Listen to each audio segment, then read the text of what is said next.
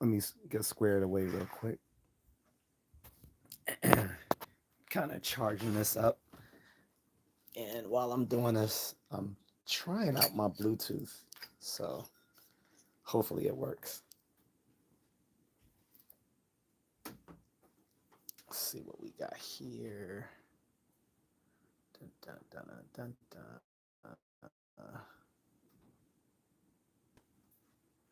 um, I don't hear it, so I'm not sure if it's working. Huh, crazy. Is it paired? Huh. I don't even see it as an available device.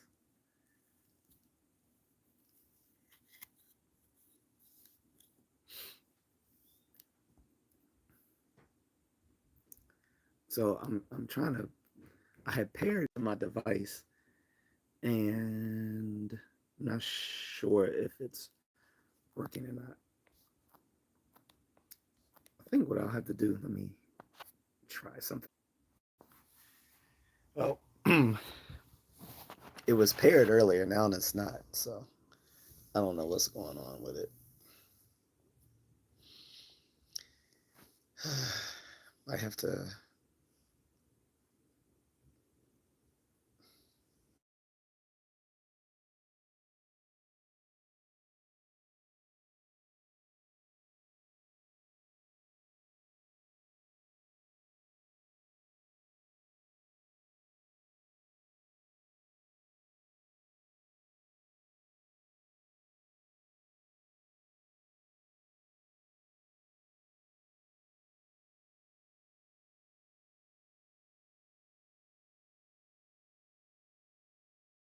So anyway, what's up, guys? Hello. Here, uh, watching. This is my Ask Me Anything format. So as that states, you can ask me anything. Just make sure it's family friendly, and that's it. Make sure it's family friendly. That's all. No things that would be too spicy for like mainstream TV, right? So, let's see if I can set this right here for a second. Yeah. All right.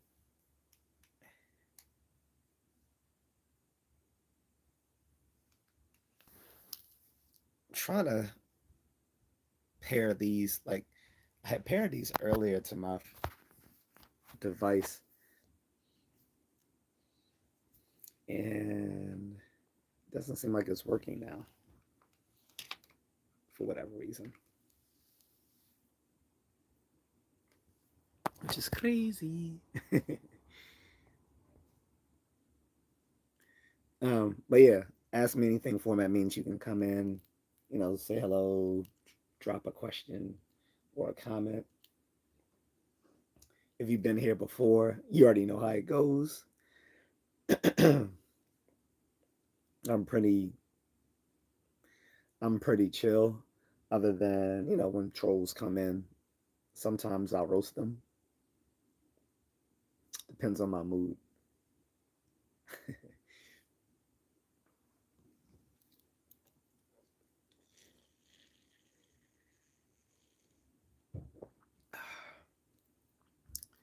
um, Milas dash D5Ks. What's up?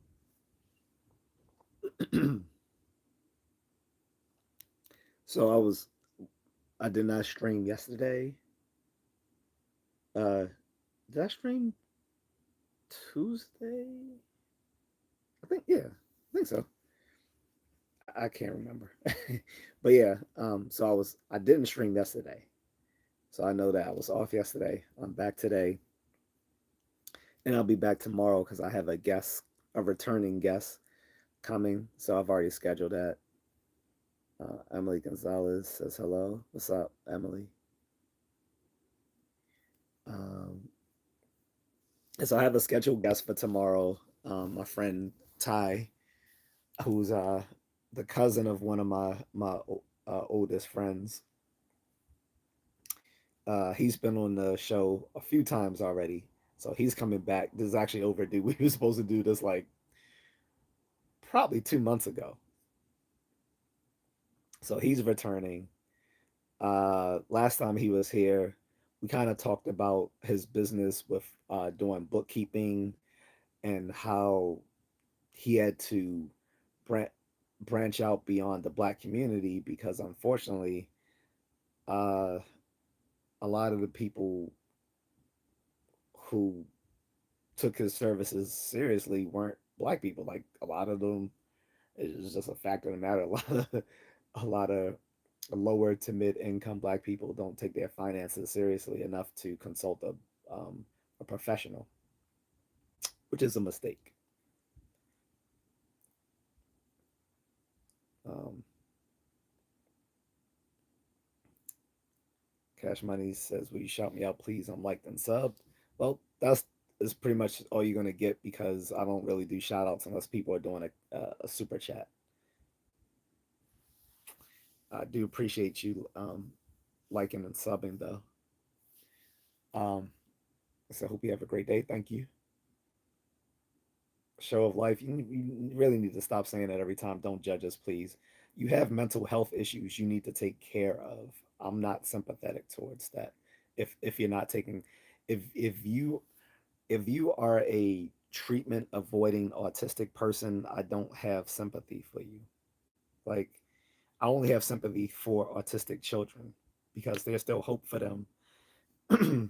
And it's not their fault if they're not receiving treatment that they need. That's the fault of their caregivers. But once you are an adult and you are not taking care of your mental health, despite how easy it is to do in this country compared to others, I'm not going to be that sympathetic. If you're treatment avoidant, or even worse, what's called PDA or pathologically demand avoidant autistic person, you're a lost cause, and I don't really take folks like you seriously. I think folks like you probably need to be restrained from mainstream society.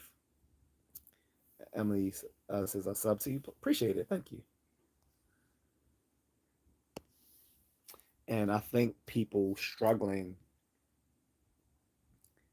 I never said, I didn't say you were dumb. That was several, that was weeks ago. You need to, you're fucking slow. Like, you're literally harping on something from a few weeks ago.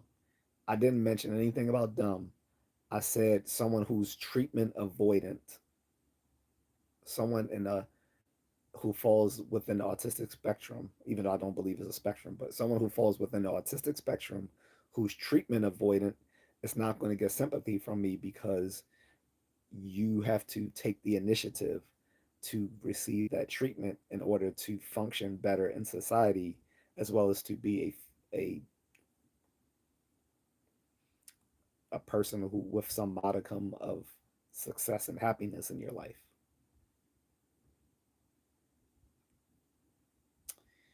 If you're gonna keep coming here saying the same stupid shit you've been saying for the past few weeks, I will just hide you from the channel. You need to move on from what I said several weeks ago. And you said something that was really off the wall, which is why I responded in kind the way I did those weeks ago. So let's not act as if I just said this just to be mean or rude. I don't I don't I don't respond to people in a way to hurt their feelings or to be rude unless they're being disruptive to the to the chat.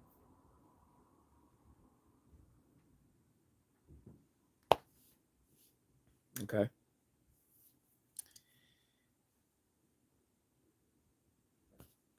But like I said to folks, so the problem, one of the problems with the autistic spectrum guys is that it's too broad of this has become so broad that it encompasses people who seriously have an autistic disorder to people who just are suffering from social awkwardness and can probably do with like some behavioral therapy or social skills training. And the people who what more typically fit the classical diagnosis of autistic disorder, unfortunately, many of them are treatment avoidant, and it just makes them quite obnoxious, if not dangerous, to other folks. So, anywho, moving on. Show who that says who you taking, Bobby Boucher or Forrest Gump. Um, take take them in what in regards? You talking about like who could beat up the other one? Is that what you mean? Because they both threw hands. Bobby Boucher and Forrest Gump both threw hands. So I don't know if that's what I don't know if you mean take as who is my uh favorite mentally challenged character between the two, or do you mean whom will win but in a fight? If you're saying who will win in a fight, hmm, I'm gonna say Bobby Boucher.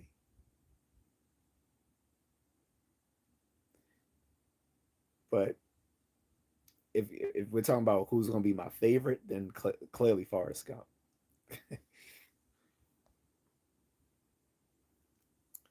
um, Fede Jen said, "Yeah, gonna be seated for beautiful He-Man and Supergirl in theater. Classic at He-Man trailer. You're gonna be the only one. I as someone who grew up loving He-Man and Masters of the Universe, I literally have a He-Man and She-Ra right now in my toy bin.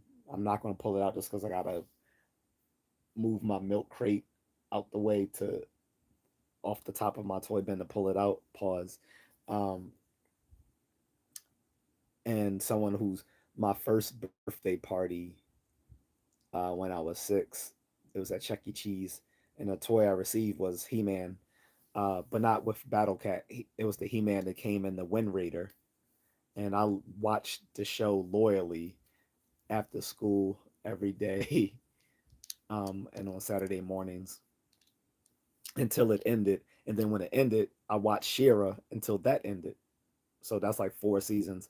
Although I missed seeing He Man and She-Ra: The Secret of the Sword in theaters, but I did go see Masters of the Universe, the live action film in 1988 in the theaters with my dad.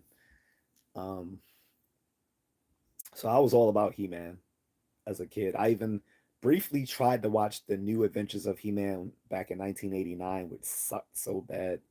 Then I never caught the whole season of the 2002 reboot on the Cartoon Network of He Man, um, which launched the 2000X toy line. Um, but the reboot was pretty good though. Unlike the New Adventures of He Man, the Kevin Smith stuff with Revelations on Netflix was horrible.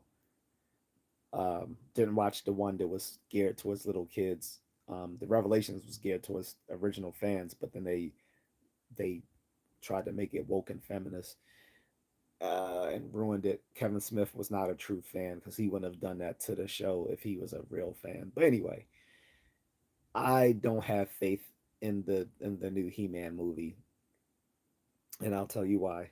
I've already revealed this why in the before, but uh, the director came out and said it's all about toxic masculinity. And I'm like, what? I was like, this dude doesn't know the obviously doesn't know the content. If you look at the original cartoon, it was nothing but positivity in the cartoon. There was no toxic masculinity, other than maybe if you wanted to say Skeletor was. Um, and so the actress who plays Taylor also says it's all about toxic masculinity, but she said not just for the women but for the men too. And she said Skeletor represents the the is the main representation of toxic masculinity in a movie.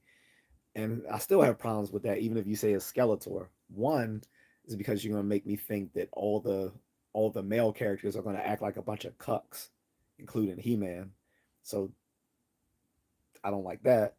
Two, toxic mas the term toxic masculinity is bullshit in it anyway. Is in common parlance, all it refers to is male typical behavior that feminists and faggots don't like. That's all it means. It has no people use it as if it's an actual psychological term, which it is not. Um, its closest its closest analog in scientific psychology is called hypermasculinity, which is a phenomenon that was discovered amongst young males who grew up typically in fatherless communities such as um, inner inner city communities, refugee camps, and uh, war torn zones in like third world countries. Because these fatherless communities typically only had women raising the children, the men, the young boys typically grew up and rejected the feminist behavior of their caregivers and instead took on exaggerated male male typical behavior. And the hypermasculinity would typically refer to like them acting in gang like basically displaying gang like behavior, like very violent and gang like behavior. Toxic masculinity has nothing to do with that. And so as soon as I hear someone saying this movie's all about toxic masculinity, I know this is bullshit. On top of that, even if you wanted to say it was just Skeletor, again, the problem with that is twofold. One, Skeletor wasn't sexist. Like his second in command was Evil Lynn, a woman who often tried to overthrow him. He kept her on anyway. And second of all, Skeletor literally is not a man. He's an interdone in both the original comic book and in the original filmation series. Skeletor was not a man like in the reboot that came out in 2002, where he was originally a man with blue skin named Keldor. No, the original Skeletor was always an interdimensional demon. So he's literally just an evil being. He's an evil being. He is not a man. So it just sounds fucking stupid. On top of that, you got Jared Leto playing Skeletor, so that's another red flag for me. Just off the top, any movie that has Jared Leto in a starring role is sus because he is literally like every movie he's been in for the past 10 years has been trash, pure trash. Between the Joker and and Suicide Squad back in 2016 to some movie, Netflix movie about him playing being a white person in the Japanese yakuza, or um, uh, when he played the the vampire in the Sony Spider-Man spin-off films. He like he's like him in a movie is a clear indication that movie is not gonna do well. What's up, Eric? He says I don't think I have seen a good Jared Leto movie. I haven't either. Well, to be fair, he wasn't a good movie long time ago. I think like in the early 2000s. But it's not.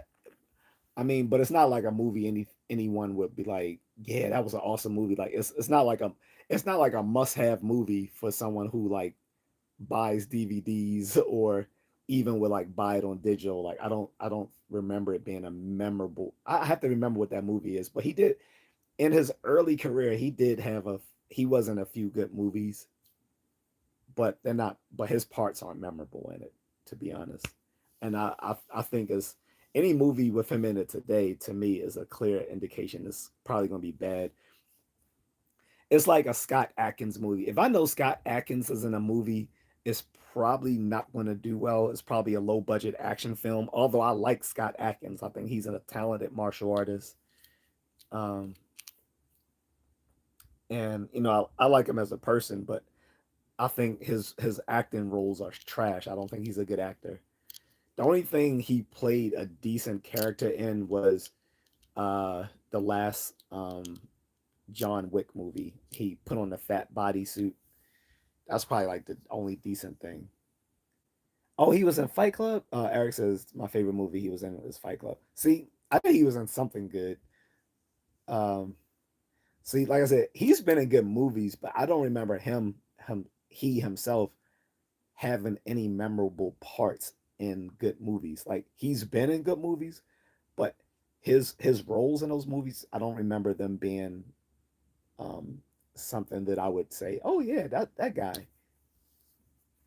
Like you'll look at him and be like, oh, I remember that guy, but you won't say, oh, he was a really good character in X, Y, and Z movie.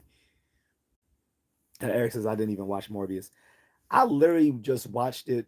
I think I was like watching TV while I was eating. I just turned it on while I was cooking and eating, and it was just it was just trash. Like I watched it once, and I can watching saying I watched it was is probably being generous. I would say the TV was on while I was cooking and eating, but the movie was just trash. What made it funnier was that people were trolling the movie when it first came out, and somehow Sony misinterpreted the the trolling that the movie was getting as as people wanting more of it. So then they re-released the movie. Do you remember that they re-released the movie Morbius thing and people wanted to see it because all these people were doing hashtag Morbin time? Is Morbin is more is was it Morbin Mor Morbius time whatever? And they didn't realize people were literally trolling the movie. Sony misread the cues and thought that was a demand for people to who wanted more of it, and then they re-released the movie. I'm like, I'm pretty sure they lost movie. I'm pretty sure they lost money re-releasing the film into theaters, thinking people actually wanted to see it when actually all they were doing was trolling the movie. that I think people forgot when that happened, but that shit was hilarious. I still remember that they re-released the movie thinking people wanted to see it, and everyone was actually just trolling. But that is a rare time when trolling goes well. He said he was good in supporting roles though. Yeah, like I said, I admit he played good supporting roles in good movies. I just don't remember any of those supporting roles, and I don't think he should be a I don't think he should be in starring roles because he's shown that he does not draw people to the theater based on him. People might come to the theaters just to see how bad it is, and that's not really what you want your actor to do. Like in a low budget film, sure, like a straight to digital movie, sure, you can have someone who will bring people who will watch the movie just to see how bad it is. That's how Steven Seagal films are today. People watch Steven Seagal films to go straight to digital just to see how bad it is. So that is Jared Leto's only pull is that people might watch a movie just to see how bad it is because he's in it. Other than that, he does not have significant pull with a fan base.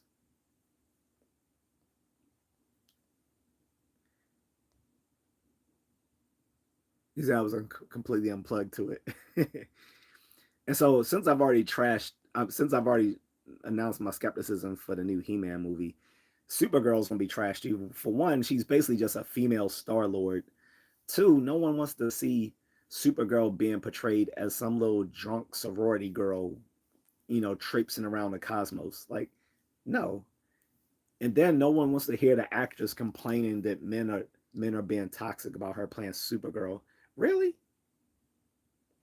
Get the fuck out of here. First of all, I saw the original Supergirl in 1984 when it came out in the theaters. I think it was 1984 or 1985, whichever year it came out. I watched it in the theaters, and the movie wasn't good.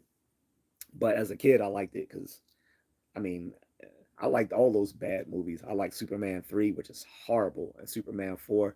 Everyone says Superman 4 is the worst. That's only because they don't remember how bad Superman 3 is. I guarantee, like, Superman 3 is just as bad as Superman 4, if not worse. Like, Richard Pryor was the bad guy in Superman 3. And as well as when Superman split off and an evil version of himself. But anyway, Superman 3 was horrible. I don't know why. Again, the only reason people think Superman 4 is worse than Superman 3 is just because people either never saw Superman 3 or they don't remember Superman 3. They literally just remember the first movie, which is the best, and the last movie, which they consider the worst. But they're both wrong. Superman 2 is the best, and Superman 3 is the worst. The two middle movies. And like I said, Supergirl came out I think right after Superman 4, and it wasn't good. But to say that men are toxic because they don't like seeing female superheroes is just bullshit. It was men that begged the MCU for a Black Widow film, and then they didn't release it until after the Infinity Saga was concluded and she already died. So then they literally had to bring her back in a prequel film, which was a horrible film. That film could have been made back in like 2014, 2015, and it would have probably done well instead of releasing it in 2000, uh, releasing it in 2020, and then having it stream on Disney Plus at the same time it was in the theaters, which was just a horrible idea, and that's why Scarlett Johansson sued them over that.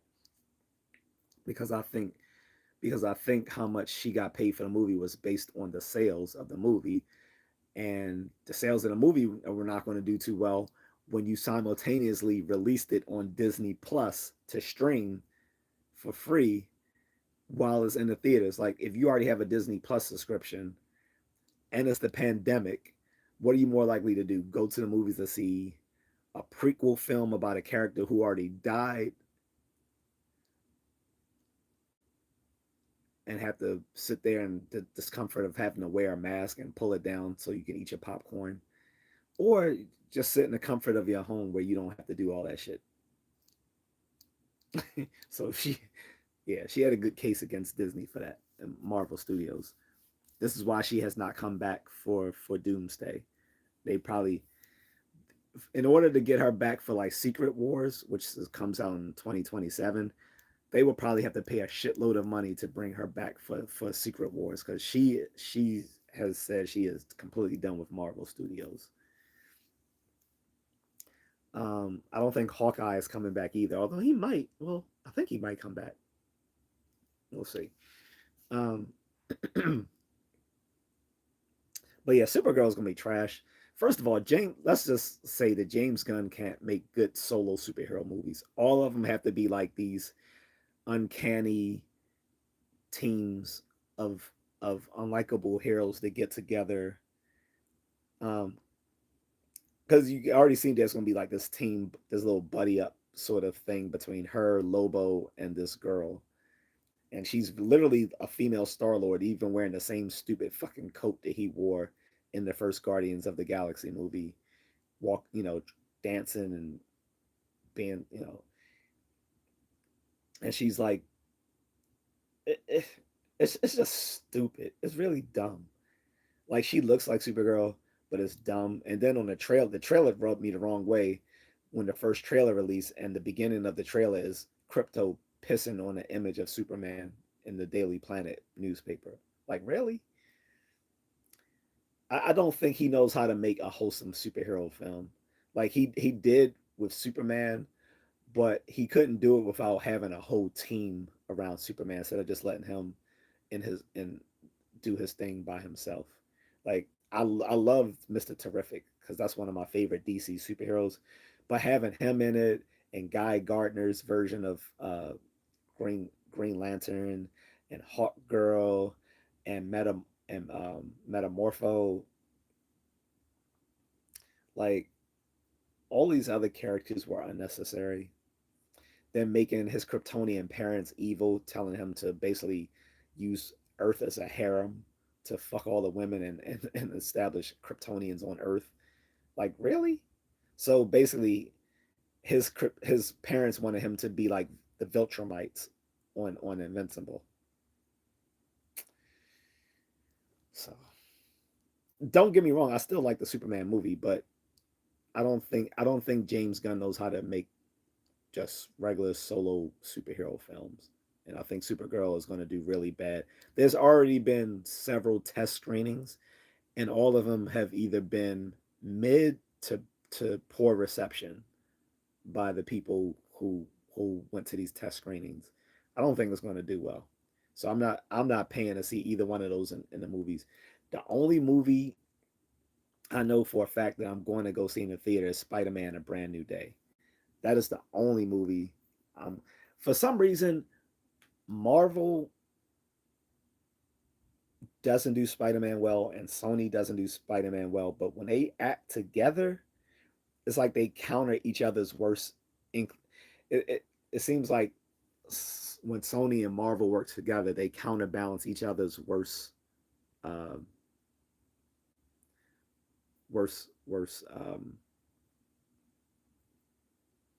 aspects of making superhero films, which is why I think all the Spider-Man films have been pretty good as of date. The weakest one was the second one, Far From Home, but I still like that, even though it's the weakest of the three so far. It was still good, and I think Brand New Day is going to be pretty good. That's the only one I'm going to see in the movies, and then I'm probably going to see Doomsday in December. Um, I might go see The Odyssey, which is not a superhero film, but it's a film by um, it's a film by Christopher Nolan about the Odyssey, about Odysseus. My only trepidation about that is that I heard that there's some gender and race swapping going on in the film. I'm like, don't race like it's a historical epic. Why race swap people when we know what those people look like from from an epic that was written like 1,000 years ago? Like we don't need to be gender inclusive. We don't need to be racially inclusive in a historical epic. We don't need girl bosses. We don't need white characters being portrayed as black. Like let's stop the bullshit. So if Christopher Nolan does that, then I won't watch it. I'm gonna wait until the trailer drops to see if it's worth going to see this summer.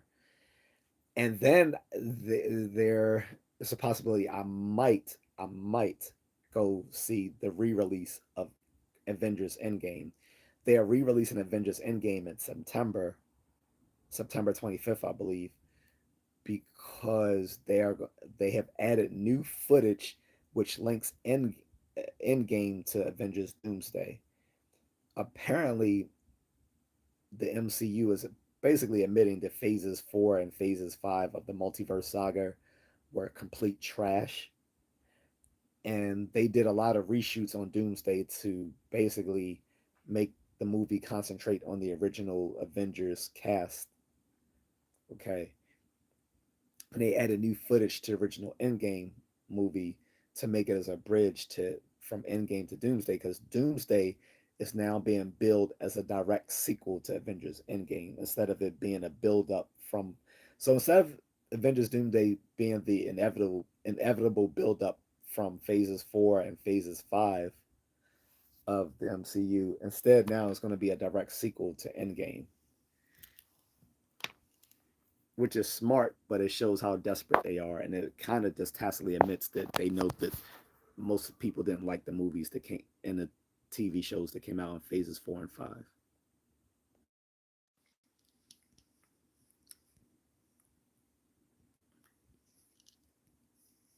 He said I was never.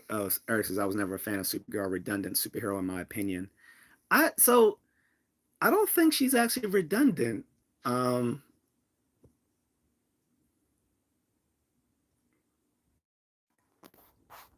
I might have to get ready to go. I'm sorry, I'm responding to multiple things at once. Um, I don't think she's redundant. If you like, if you read the first comic book, like big crossover, a crisis on Infinite Earths, she does her thing. She beat up the anti monitor and lost her life doing so, but she saved everyone. And it was truly epic. It was a truly epic moment in DC Comics history or comic history period where she fought the anti monitor single handedly. She died in doing so, but she saved everyone else.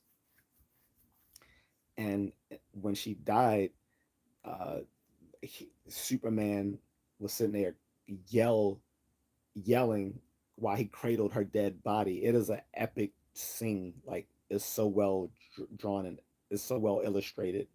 You can feel the fury, the Superman's loss of his cousin. It, and it was very heroic. Like it's like it wasn't a girl boss moment or anything. It was just a superhero doing what superheroes do, and it was really good. The problem was ever since the uh that ever since the Crisis on Infinite Earths, there was like a it was problems with how they brought her back. Like there had been several different versions of her of Supergirl post Crisis. But I don't think she's redundant. I she made an interesting and it's like I said, there's different versions of her. There's like versions of her that was in the Lost City of Kandor. It was another version of her which was basically like a cyborg. I remember that was like the version that they had at was it King's Dominion or Great Adventures? Or it was either at Six Flags or King's Dominion, where they had a lot of the Warner Brothers stuff, both like the DC superheroes and some of the sillier characters like Scooby Doo and stuff. And back then in the '80s, they were using the post crisis version of her, which was like a cyborg or something.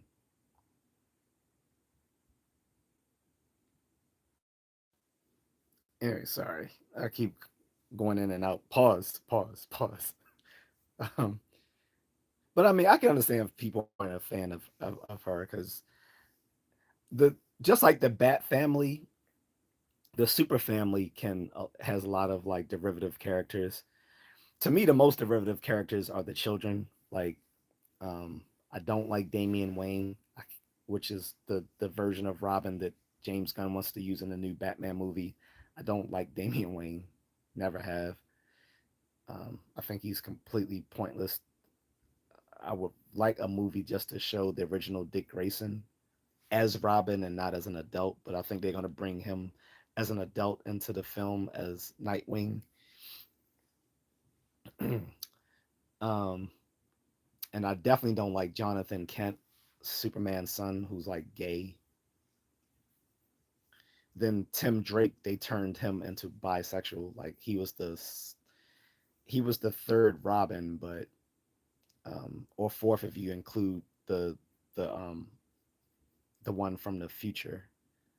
But basically the third one, and they decided to make him bisexual, which is stupid because when you make a character bisexual, basically they're just gay. Because like he's not going to date girls; it's just he's going to date boys, and he's going to say, well, he's bisexual. But it's like you didn't have to do that to Tim Drake. So now it's like I don't even care about him anymore. Plus, he's become redundant because now he's the Red Robin because Damian Wayne took his place as Robin. So now he's the Red Robin. So a lot of the people in the Bat family and the Super family, yes, are redundant. Is that Eric says the robot scene that ate the woman and turned her in a robot scared me as a kid. In the original Supergirl, because I don't even remember the movie. I will be completely honest. I will have to watch it. I don't remember anything from the movie. He says I would love a Mr. Terrific movie or a Guy Gardner film instead of Supergirl. I could do a Mr. Terrific film. Guy Gardner, I don't think could carry a movie by himself. There could be a Green Lantern core movie where he's in it. I think that would have been better than them making a Green Lantern series on HBO Max, which looks like it's going to suck.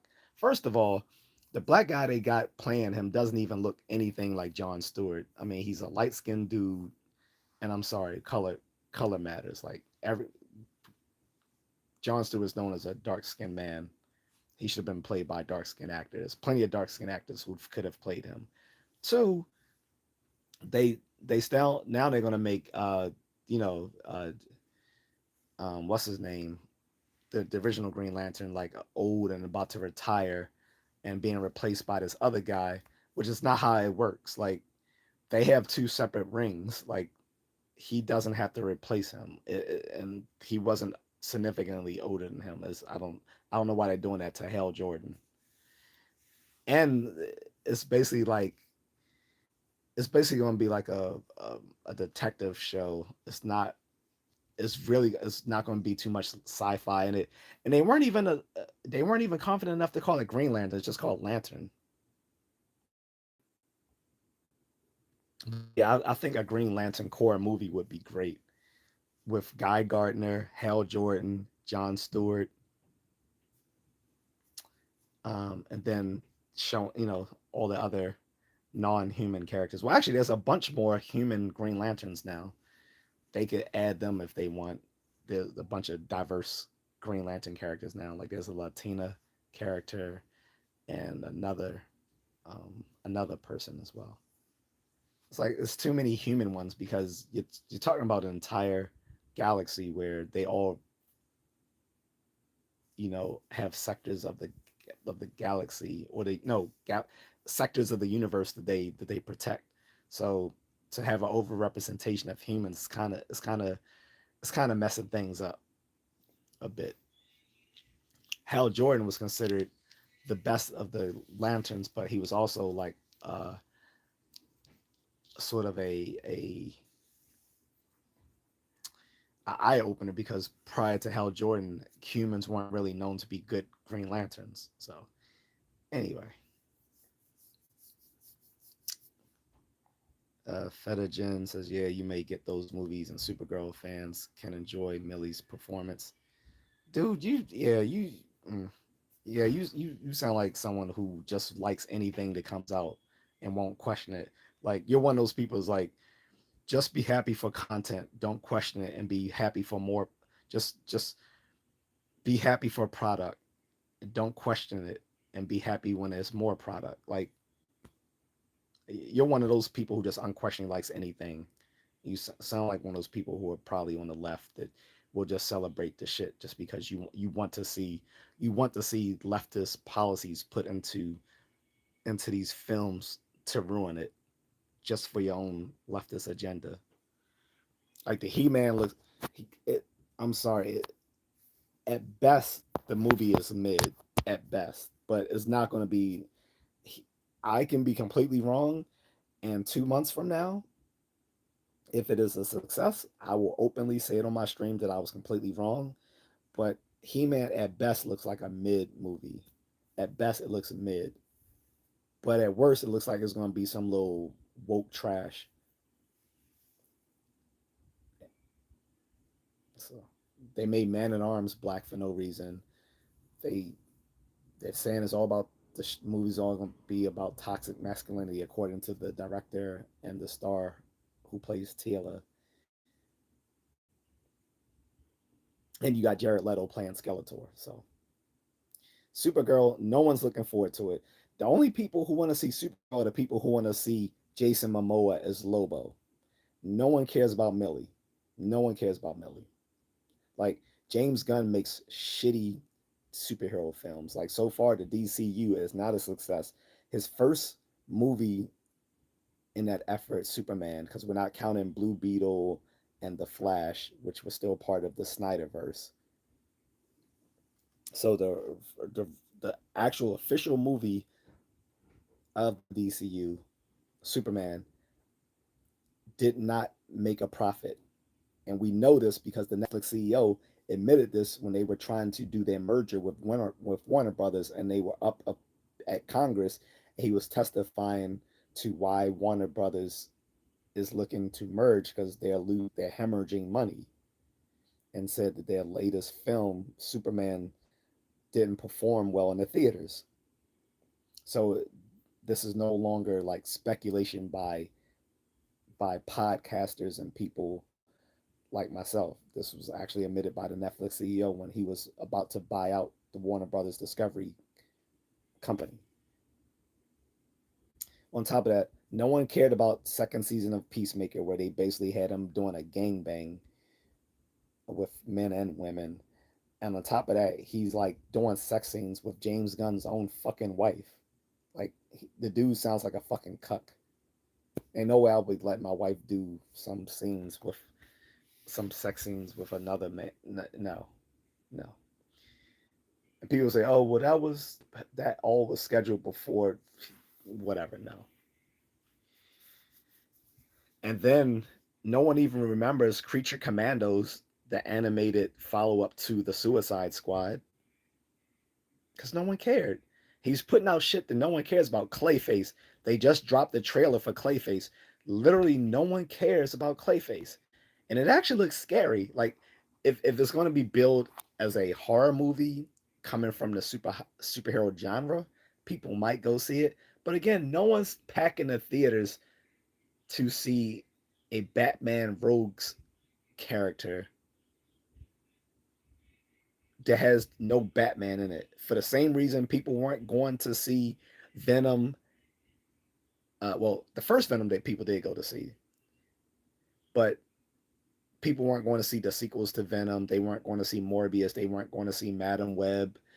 Um, they weren't going to see Craven the Hunter because people don't care about these derivative characters that don't actually have the main superhero in it.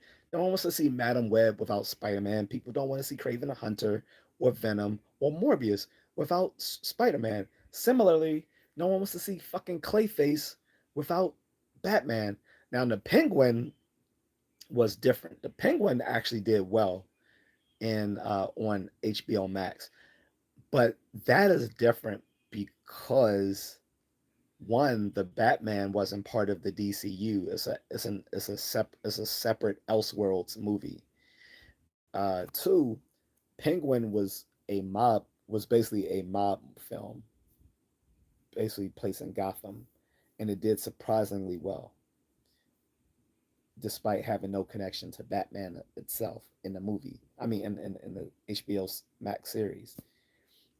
But no one's going to see Clayface and Supergirl again.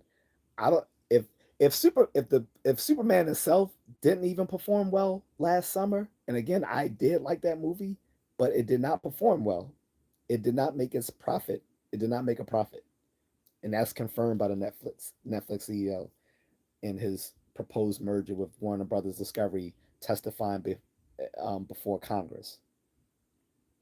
If even Superman didn't perform well, why do you think Supergirl is going to perform better? Why would you even think Supergirl is going to do better than Superman in the movies? It's not. It's just fucking delusional.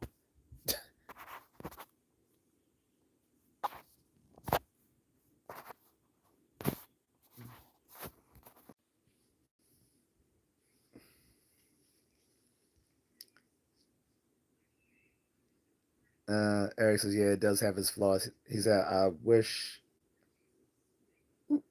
Streamlabs deleted somebody. Good job. Let me see. Where was I? Eric says, I wish the day will come when they make a Superman without the director's influence on the character.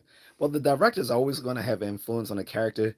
The question is, will the filmmakers honor the character in a way? Like it doesn't have to be a 1-to-1 ratio to the comic book, but they should honor basically the mythos, the mythos and the ethos and the logos of those characters while still having the artistic freedom to make their films. And that's why I didn't like Henry Cavill's version of Superman, because Zack Snyder wanted to make him a dark brooding character. Superman is characteristically not a dark brooding character, but he and the execs at the time thought that Superman was unrelatable to people, which is, you're not supposed to make Superman relatable. His whole persona is that he is something to aspire to. He's like he's sort of like Steve Rogers as Captain America. He's a man out of time. Like he's always been felt like he was like a little like goody two shoes, but that's simply who he is.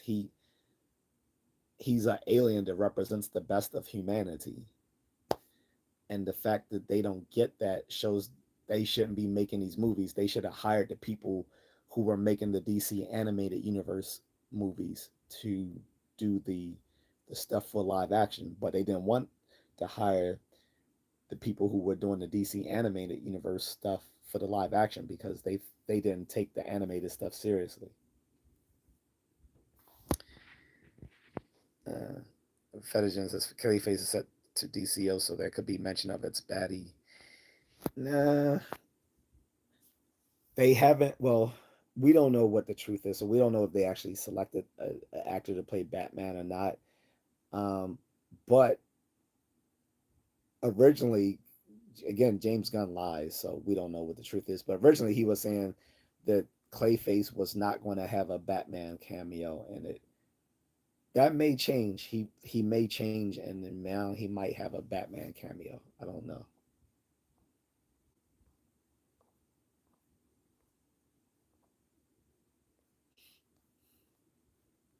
Eric says they gave her flowers in that moment, but she is too similar to Superman and Wonder Woman.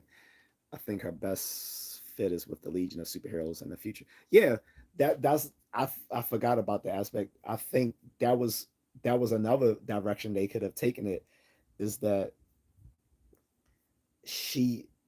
I think she did well when she became part of the Legion of Superheroes, and they could have taken it in that direction.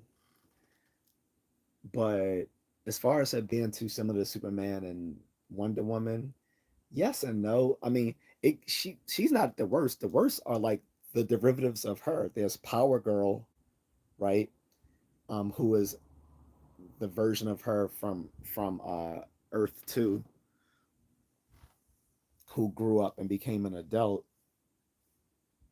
Um, so there's Power Girl. I think I think she's a completely useless character. She's with the Justice Society of America. Then you have another version who's not exactly Supergirl, but she's very much a Supergirl like character. I forgot her name. Stargirl. She's basically a wannabe Supergirl. She's a completely derivative character. Those characters to me are derivative. Power Girl and Stargirl, whatever. Um, but Supergirl herself, like she has her own niche, but I can get that. Some people just don't like don't like derivative or sidekick type characters. But she's filled her own niche at times. Like I like I like when they brought her back in 2004. That was a really like it was good. I like that storyline where this is this is pre 52 Supergirl in 2004 when they brought her back, and she's she's rough around the edges. So Batman and Wonder Woman get trained like a Amazonian warrior.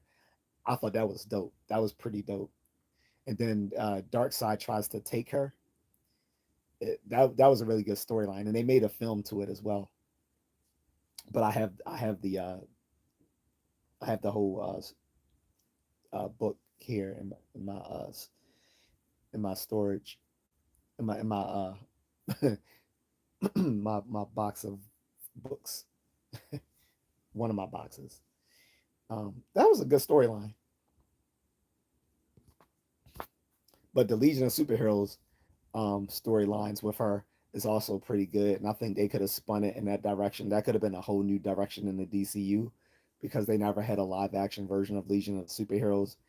Except, well, they did a version of them on a CW, and that was trash. That was complete trash. No, was it? It was either it was either CW or like on Smallville before it became the CW. But either way, it was trash. So I wouldn't even count that. But having a Legion of Superheroes, that that would make sense. It's like James Gunn is just randomly pulling fucking characters from DC Comics that no one's even cares about. Like no one cares about Clayface in a solo movie. Like no one was asking for that. No one wants that. No one cared about Creature Commandos. No one cares about Peacemaker. I mean, the first season was good. It was funny. The second season, it was weird that he was in an alternate world. There was Earth X. Earth X is the version of Earth where the Nazis won World War II, but you don't know until like several episodes in that he's on Earth X, and it's weird because there's plenty of happy white people. That has to be a bad world, and it just shows that James Gunn is like putting his political narrative into this shit. It's like basically you can even see it in Superman a bit, although he doesn't go too far with it. Every like, but it's you see it more in Peacemaker, and in his other subsequent content that's coming out. Basically, everything right winged is evil in James Gunn's films, and people are getting tired of this bullshit. Like this is not 2016. This is like, people are getting tired of this. Eric says I like John Cannon Rebirth when he was a kid. Superman as a father fits perfectly for him. It does. It's just, but in the new, I don't think you've seen the new comics. But the new comics, John Kent is now Superman, but he's gay. And I'm like, why? Why did you have to do that? First of all, we don't need John Kent replacing the Clark Kent as Superman. Two, why does the character have to be gay? Why?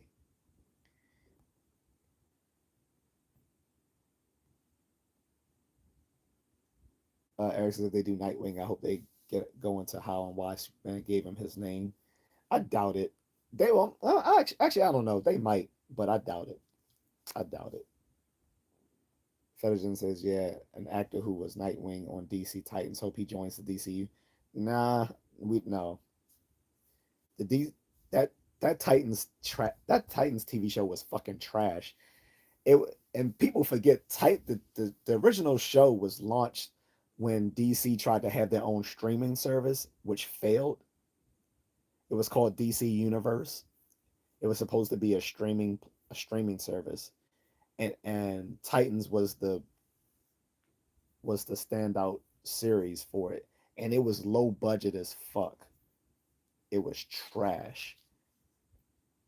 And then when they brought it to HBO Max, it got a bigger budget and was a little bit better. But it literally started out with the first season of making Batman an old man and Robin saying, fuck Batman. And that was supposed to be all cool and edgy because Robin is like, fuck Batman. I'm like, this shit is trash. And I don't necessarily care that they made what's her name, a black chick, but why was she dressed like the way they I don't know why they made Starfire dressed like a hooker. Like I don't care that they made her a black girl because I mean as an alien she, she could have been whatever. But why did they make her dress like a hooker? Like Titans was just trash. I don't care about any of the characters who played on it. Titans was a horrible show. Even when it it supposedly got better in this last few seasons, it was still trash. No, we don't need that guy playing Nightwing. Let's get an actual like veteran actor, a veteran Hollywood actor, but young Hollywood actor to play him. Eric says it's true. I just want to see Lobo. Yeah, like that's really the only thing people wanted to see was Jason Momoa as Lobo because he plays the character to a T. Like he's fit to play that character. What time is it? Oh, it's almost 9:30. Yeah, I'm about to go, guys. They probably should have just made a Lobo movie instead. They literally, it could have been that. It could have been DC's answer to Deadpool was Lobo.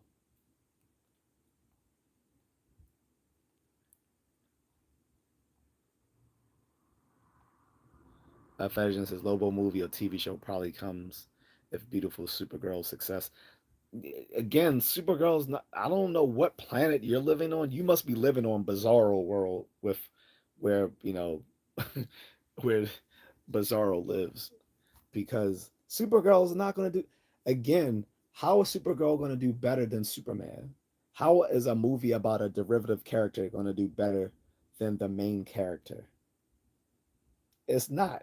It's literally not. And like I said, there's been like 8 test screenings of Supergirl, all trying out different endings and scenario. And some of them have shown the audience to be like given a reception that's like mid to like unfavorable. None of them have been standout test screenings saying, yeah, this is the way to go. It's not going to do well. It's not. It's simply not. If I, who am a diehard Superman fan, and someone who saw the original Supergirl movie in 1985 and 1984, is saying I don't want to see this movie, that doesn't stand well for most people. You're gonna get a few. You're gonna get a few people who are gonna go see it just because they want to support a strong female lead in a movie. Um, but and you're gonna see some diehard Superman fans go see it. I'm not one of them, and I'm a diehard Superman fan.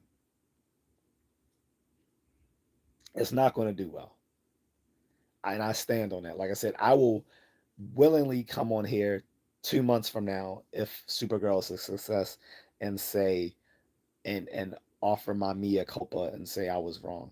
But it's not going to do well. If Superman underperformed in the theaters, why should Supergirl do any better? Who is a lesser known character and a lesser liked character, being played by a woman who just went on some sort of feminist rant recently in interviews with the whole DC universe itself, the whole DCU. I'm sorry, not doing well yet. Like there has not been a breakout um, TV show or movie in the DCU yet. Peacemaker season 2 didn't do well. Creature Commandos didn't do well. Superman didn't do well. The Batman did well, but that's not part of the DCU proper. And so did Penguin, again, which is not part of the DCU proper. Those did well, but they're not part of the DCU. So I don't have high hopes. Again, I'm not saying you shouldn't enjoy the movie. Anyone who wants to go see Supergirl, please go enjoy it, have fun, enjoy what you like. But if you're thinking just because you like it is going to do well, you're being unrealistic. Again, I can separate me liking something from it doing well. Again, I like the Superman movie, but it did not do well. Vice versa, there are movies that did well that I didn't like. So I can distinguish between liking something and it doing well. Wise Up says, "What's up, broski?" He said, "As a kid, as a kid, DC Comics was watered down comics to me." Well, you're simply wrong. Um, DC Comics was not watered down. If anything, it's gotten very dark. And on top of that, most of the writers and artists work for all the work for Marvel and DC and Image and all Dark Horse. Like they only like fanboys try to say like, oh, one is better than the other when they all use the same artists and writers. A lot of people from Marvel moved over to DC, and that's when DC became grittier and more realistic. But in its heyday, yes, DC was often more idyllic because that was the image they were portraying. It was supposed to be um,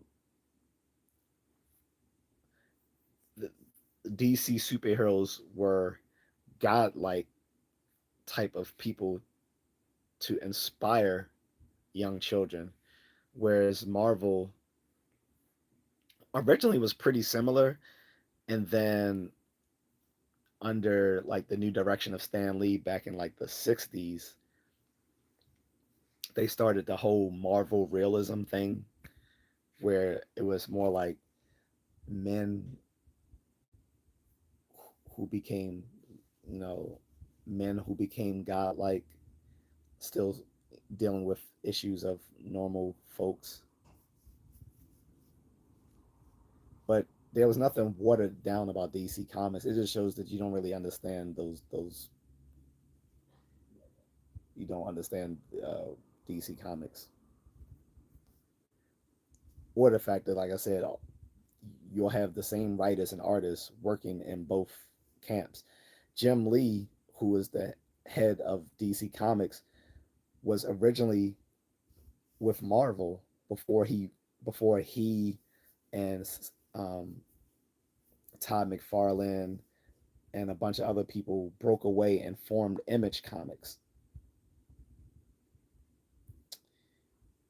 And then he ended up becoming the head person of DC Comics.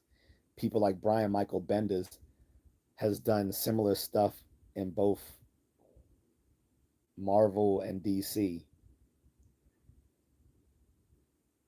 Todd McFarlane, who's who was well known for doing stuff with Spider-Man and the X-Men before becoming part of Image Comics and doing Spawn, also did Batman.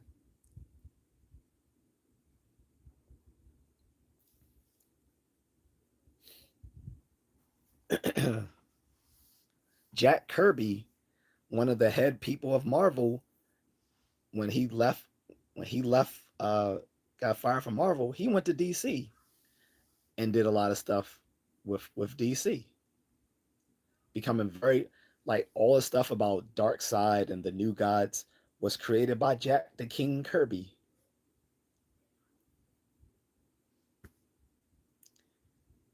So so Marvel is more gritty to me. Again, that shows you don't read too much DC Comics because DC Comics got very dark in the 90s and the 2000s. It just shows you don't read DC Comics.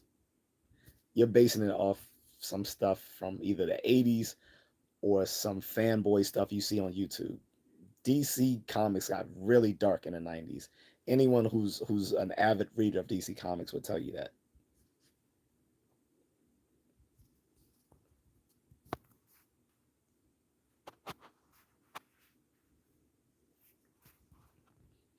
If anything, Marvel is the one that has become less unrealistic um, ever since the all new or the, ever since 2012 with the all new all different Marvel in 2012.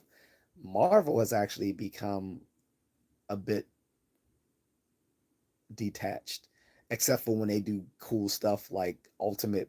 When they did Marvel Ultimate, not the new Marvel Ultimate that they have now, which just sucks, but the original Marvel Ultimate, which originally the MCU was based off of. Yeah, you talking about early '80s stuff, like dude. all of that stuff was unrealistic back then. You're talking about the early 80s. Like, that doesn't even make sense if you're going to base stuff off the early 80s and say, oh, well, DC was unrealistic to me. Yeah, it's the 80s. You didn't read anything from the 90s or the 2000s. The death of Superman, the re- the return of the Dark Knight, which came out in '85. Um, all of that stuff, all the stuff that came out of the Vertigo imprint.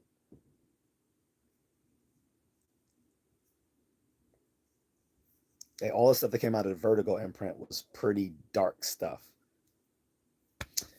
Um, orig- uh, the Boys originally came out under DC under a separate imprint before it was originally uh, um, discarded and then was bought by Image. I think Image Comics. The Boys was originally made from a DC imprint. I don't remember the name of that imprint um, comic, but yeah, that was DC. So you just don't know DC Comics very well.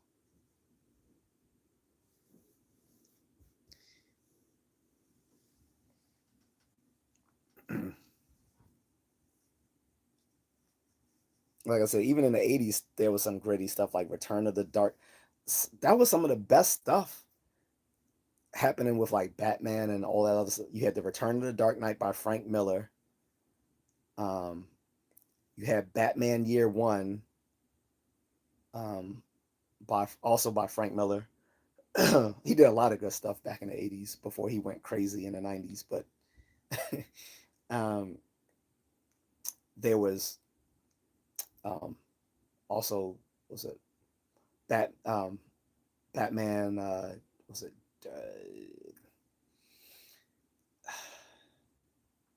A Death in the Family? That was '80s. That was really dark.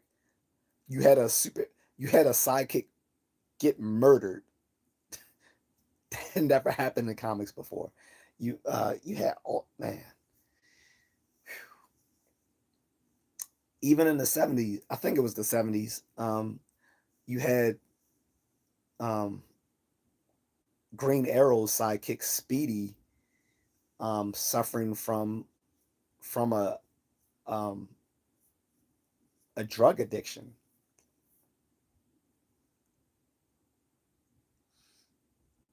There was a lot of gritty stuff that came out of the Bronze Age of comics, which was like the '70s, and then up until like the modern age of comics, which happened in the '80s.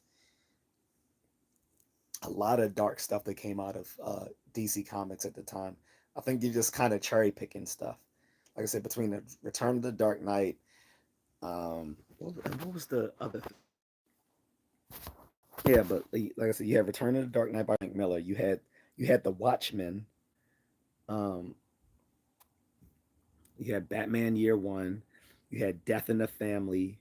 You had the Killing Joke, where Joker literally like permanently crippled Barbara Gordon, stripped her, abused her, raped her, um, beat up and beat up and kidnapped uh, Jim Gordon, and made him look at the images that Joker took of his daughter lying, there crippled on the ground as Joker took advantage of her and abused her.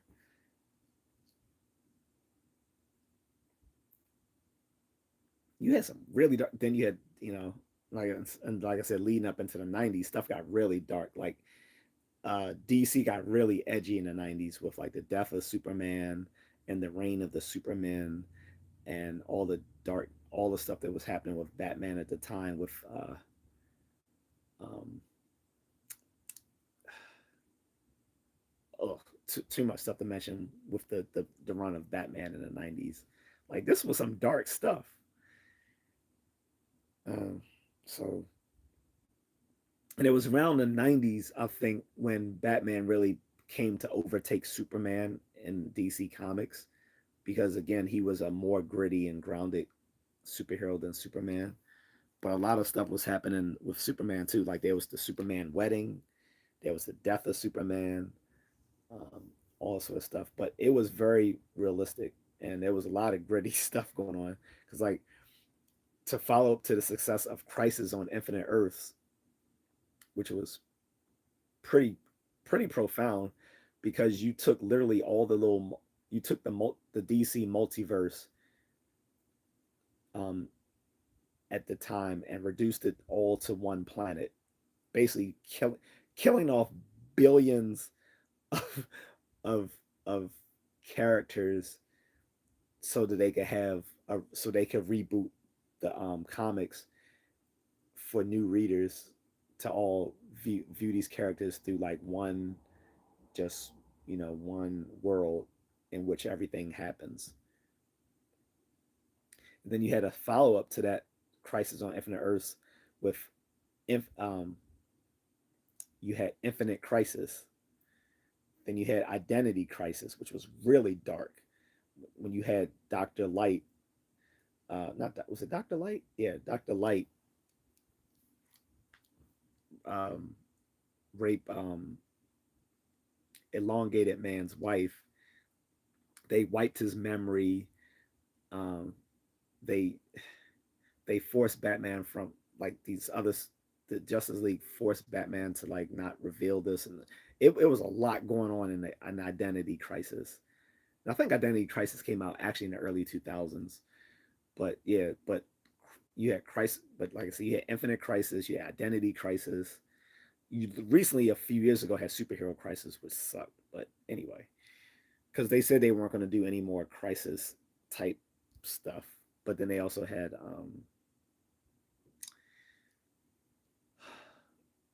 the Final Crisis, which was just a weird crossover. But a lot of gritty stuff happened in DC since the 80s, with the like from 85 onwards, because 85 is like, or 86, yeah, I think it's 85, 86 is when you had Return of the Dark Knight drop with Frank Miller pushing DC in a darker direction, particularly Batman.